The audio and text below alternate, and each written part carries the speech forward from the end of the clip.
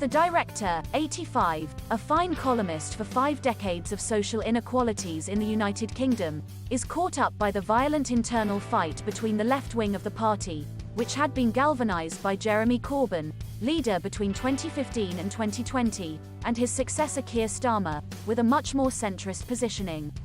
The standoff crystallized around accusations of anti-Semitism which stirred the party much under Mr. Corbyn. The latter is accused of having allowed members of the Labour Party to make openly anti-Semitic remarks without sanctioning them and of having systematically turned a blind eye to the slippages of some groups blinded by their support for the Palestinian cause.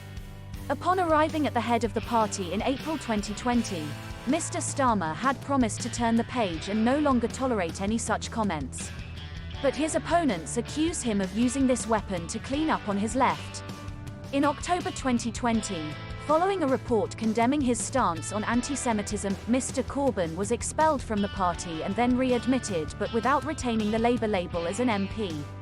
In July, Labour's National Executive Committee ruled out 4 groups that remain very close to the former leader.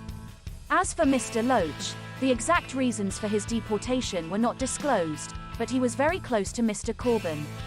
He had not become a member of the Labour Party again until after the latter's victory in 2015. 2 decades earlier, he had slammed the door by criticising Tony Blair's too centrist positioning. On anti-Semitism, a 2017 BBC interview haunts Mr. Loach. The day before, a meeting on the sidelines of the Labour Congress debated the reality of the Shoah. "Is this an acceptable discussion?" had asked the journalist. "History has to be debated by all, isn't it?" replied the director. He then made up for it in a letter to Guardian. "My words have been twisted to suggest that I believe it is okay to question the reality of the Holocaust. I do not believe that. The Holocaust is as real an event as World War II and should not be questioned." Quote.